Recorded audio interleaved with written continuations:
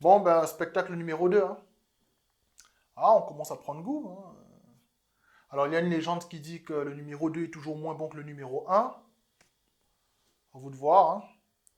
En tout cas, quoi qu'il en soit, il y a socialblade.com qui considère que ma chaîne YouTube est une chaîne d'éducation. Mais il y a hypeauditor.com qui a fourgué ma chaîne YouTube dans la catégorie comédie. Bon ben les mecs, faut s'accorder les violons, hein. Si ma chaîne YouTube est une chaîne de comédie, je prends ma licence d'artiste demain matin. Je suis prêt, c'est quand vous voulez. Donc, est-ce que ma chaîne YouTube est une chaîne d'éducation ou bien de comédie? Mettez-vous d'accord. En attendant que vous vous décidiez, en introduction de ce nouveau spectacle, permettez-moi de remercier chaleureusement le dénommé Hubert Abli Bouillot, ou Hubert Telly. C'est ce monsieur qui a su démasquer et révéler au monde entier mon narcissisme. Google accordant visiblement à ces révélations une importance de premier choix, puisque ces révélations sont en première page de Google depuis déjà quelques années.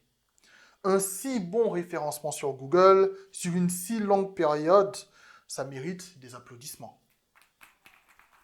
Ce cher monsieur Hubert Ablibouillot a quand même pris le temps d'écrire 16 pages sur moi. 16 pages. Un tel engouement pour ma petite personne, ce n'est pas de nature à guérir mon narcissisme.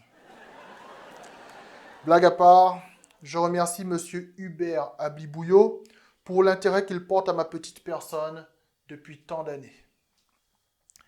Si je fais preuve d'une telle courtoisie vis-à-vis de ce monsieur, c'est parce que la suite de cette vidéo sera nettement moins joyeuse pour lui. Mais avant que vous assistiez à la punition publique de cet agent de Satan, je veux que vous sachiez que je suis bon joueur. Tellement je suis bon joueur que je vais vous faire un aveu. Dans ce document PDF de 16 pages que M. Hubert Ablibouillot a écrit sur moi, est-ce qu'il y a des choses qui sont vraies? La réponse est oui. Pourquoi oui? Parce que le diable et les démons connaissent nos défauts, connaissent nos failles et connaissent nos faiblesses. Les démons passent leur temps à nous observer. Ils voient notre évolution depuis notre naissance jusqu'à notre mort. Avec l'aide de Dieu, je combats les démons, mais croyez-moi, je ne les sous-estime pas. Ce serait une grosse erreur de les sous-estimer. Ce monsieur Hubert Ablibouillot, bien qu'il m'ait calomnié dans son document de 16 pages, bien qu'il ait proféré des mensonges contre moi, il y a quand même des choses qu'il a écrites qui sont vraies. Comme je vous l'ai dit, les démons nous connaissent, les démons nous observent. Ceci étant dit, il est temps pour monsieur Hubert Ablibouillot, agent de Satan, d'être dévoilé au grand jour. Et ça commence maintenant. À première vue, il ne semble pas si difficile de démasquer certains aspects douteux de monsieur Hubert Ablibouillot.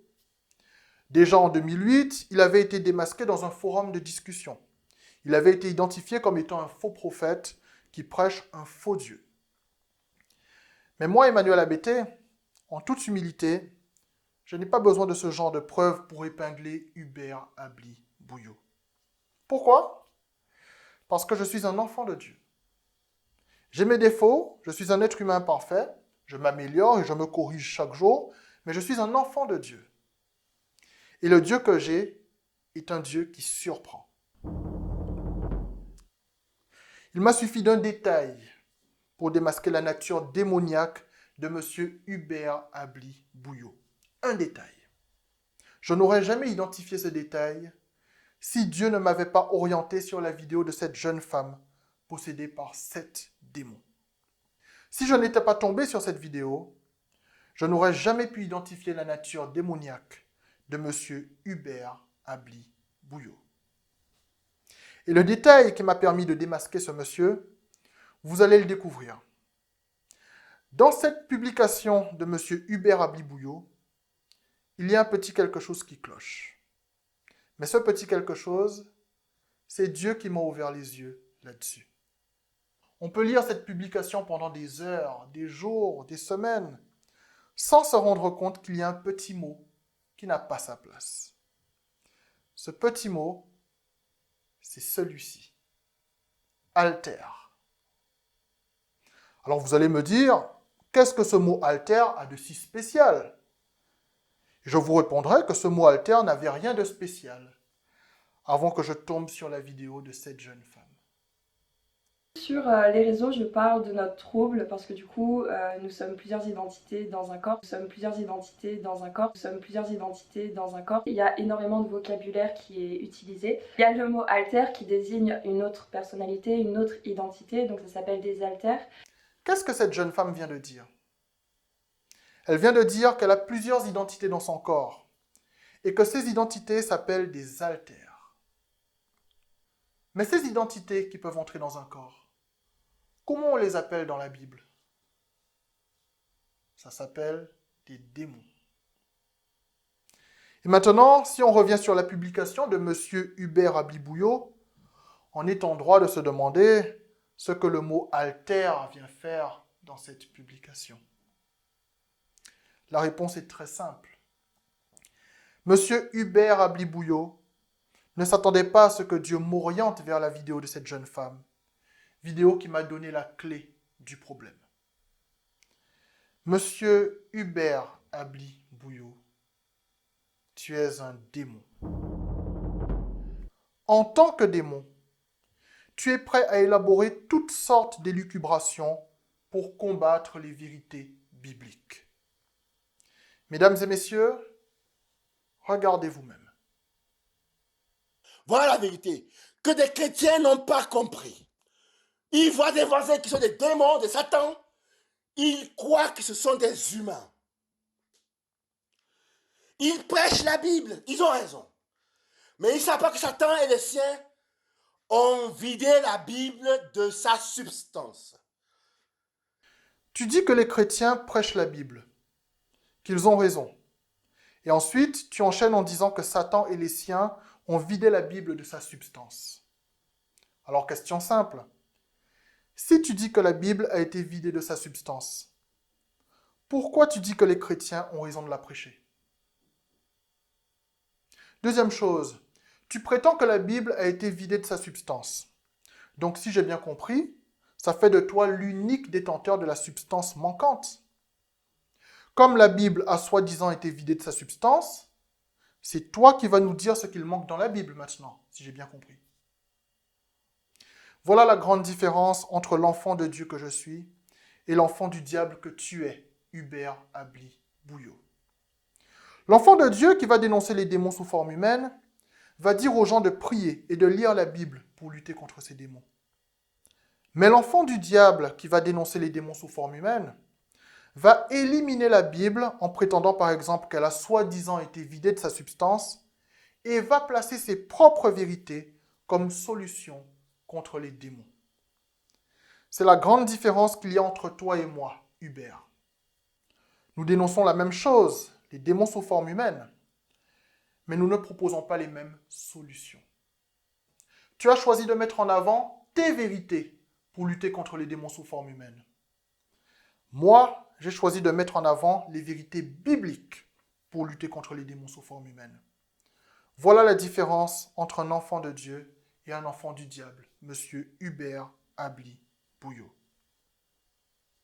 Ce que l'esprit de la vérité veut leur faire comprendre en ces temps de la fin, où Satan règne sur le monde, ils sont à côté de la plaque. Et c'est avec amour que Dieu leur parle, pour qu'ils comprennent, les chrétiens en premier, et les croyants en général, et tout le monde, tous les amis de la vérité, les chercheurs de vérité dans toute la généralité.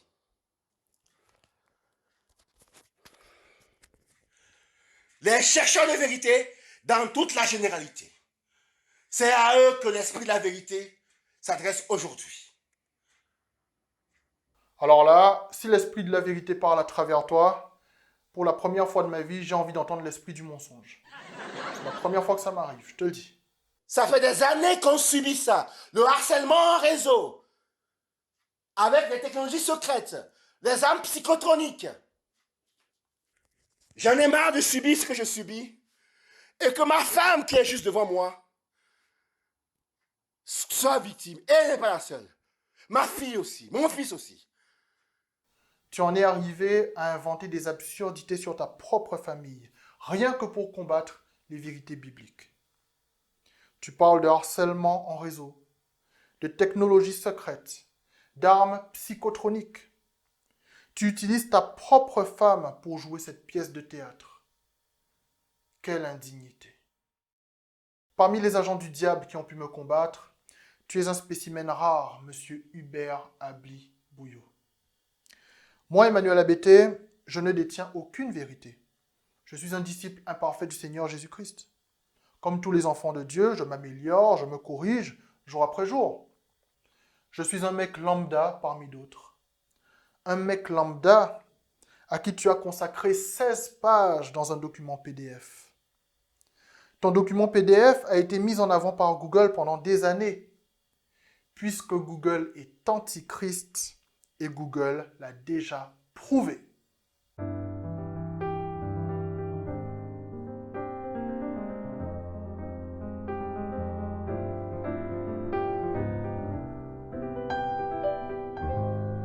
Mais comme il y a un Dieu, il a fallu que ce soit un mec lambda, comme moi, qui dévoile ta nature démoniaque aux yeux du monde entier, monsieur Hubert Abli Bouillot.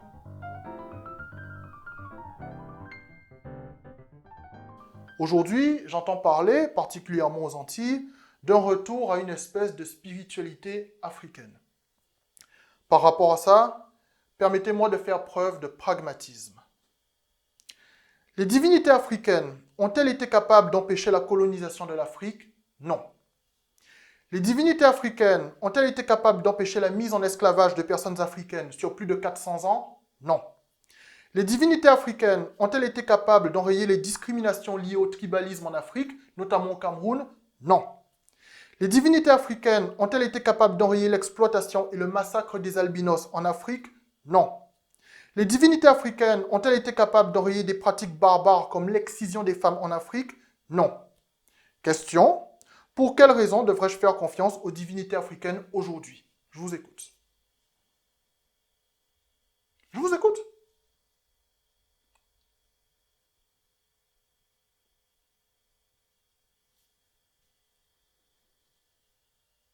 Il ne s'agit pas pour moi de fermer les yeux sur ce que l'Occident a fait de mal en Afrique. Il s'agit de vous appeler à la cohérence. Si le méchant homme occidental, comme vous l'appelez, a inventé Jésus pour tromper les Noirs, il serait judicieux de votre part de m'expliquer comment ce même Jésus peut également se retrouver dans le Coran. J'imagine que vous devez avoir une explication. Moi, je ne suis qu'un ignorant, un aliéné, n'est-ce pas? Je dois avoir le quotient intellectuel d'une sargasse. Mais je vous préviens, j'en ai aussi la toxicité. Sur cette chaîne YouTube, je vais vous ramener sur Terre. Je sais qu'on est à l'ère de SpaceX avec Thomas Pesquet et tout. On est là, on s'envole, mais je vais vous ramener sur Terre. Et Dieu seul sait que Thomas Pesquet n'a jamais quitté l'atmosphère. Boum! Ah ben ne vous inquiétez pas. Je suis parfaitement conscient que le fait de ne pas croire en la conquête spatiale, ça m'exclut de la race humaine. Comme les antivax. Les antivax? Quoi, vous n'étiez pas au courant? Ben, les antivax ont été exclus de la race humaine. Ils ont été condamnés au lynchage médiatique et au vagabondage éternel. Il faut vous renseigner. Ah bah oui. Bah non, tout n'est pas perdu pour eux. Ils peuvent encore être réhabilités dans la race humaine. Une injection Pfizer et c'est réglé. Enfin bon, comme dirait mon libraire, un trombone ne vaut pas une thrombose. il a toujours le mot juste. Ah non, mais je le kiffe, il est très fort. Ah ben c'est lui qui m'a donné le goût de la lecture. Hein. Là, je suis à fond sur les littératures françaises, c'est grâce à lui. Hein. Ah ben la littérature et la culture française ne m'ont jamais autant passionné qu'en ce moment. Surtout depuis que j'écoute France Culture. Hein. Alors là, j'ai la tête dans les étoiles. Hein. Je n'arrive plus à redescendre. Mais vraiment plus. Surtout depuis le jour où France Culture m'a appris que la Bible pose problème à cause de la lettre B. Celle-là, je ne l'avais pas vue venir. Hein. Je vous montre l'extrait parce que là, j'en reviens toujours pas. Son regard sur la pandémie est en fait un reflet de son regard sur la société tout entière. Un mélange de militarisation, de dérives fascisantes, de religiosité aveugle, de division sociale, de calcul économique. Il fait partie, retenez-le bien, d'un lobby triple B. B comme les balles, B comme les bœufs et B comme la Bible. B comme les balles, B comme les bœufs et B comme la Bible. Alors là, je tire mon chapeau. Là, je suis vaincu. France Culture a trouvé le moyen de glisser la Bible dans cette histoire malheureuse simplement à cause de la lettre B. Alors là, c'est un coup de maître. Hein. Ça mérite des applaudissements. C'est obligé. Là, ouais. Standing ovation.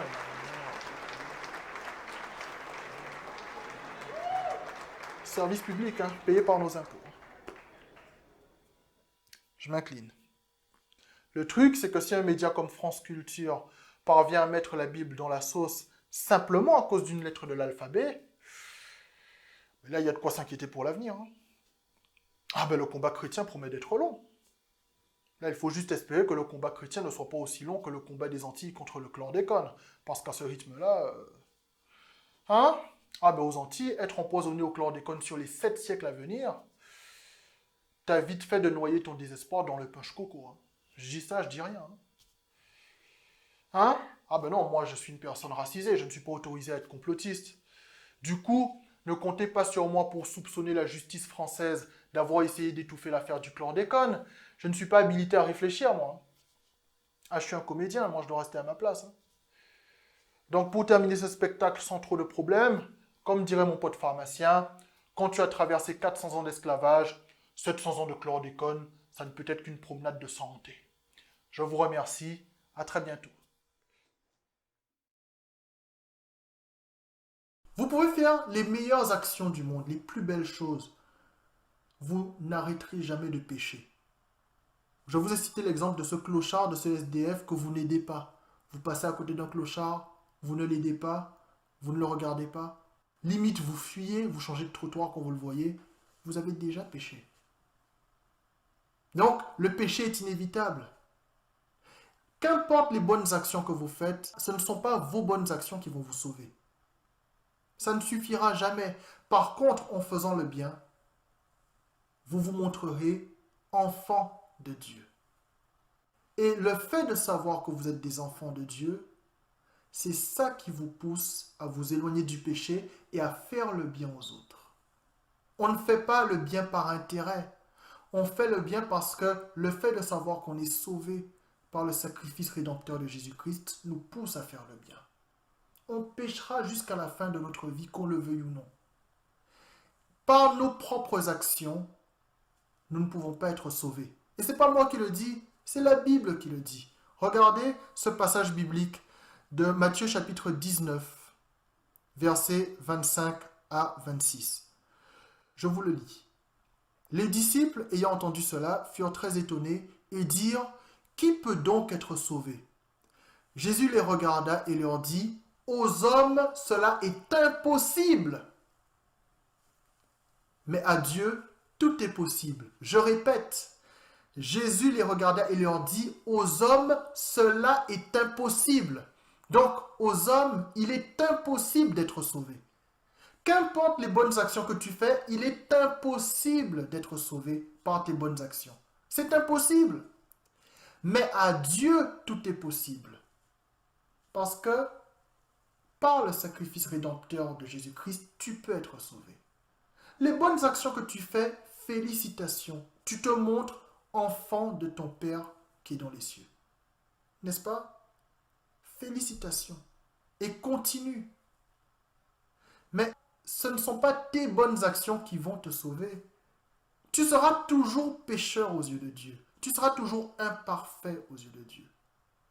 C'est le sacrifice rédempteur de Jésus-Christ qui te donne accès au ciel, qui te donne le salut. Vous allez voir la différence entre une personne qui interprète la Bible sans discernement spirituel et une personne qui interprète la Bible avec le discernement spirituel, avec le Saint-Esprit. Donc, regardez ce passage. Je vous le lis. Vous avez appris qu'il a été dit « Tu ne commettras point d'adultère.